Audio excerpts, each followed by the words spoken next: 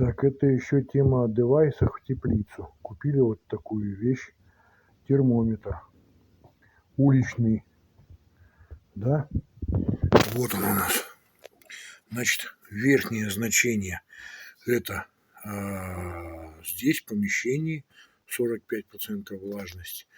Первый датчик у нас стоит в теплице, второй датчик стоит у нас на улице.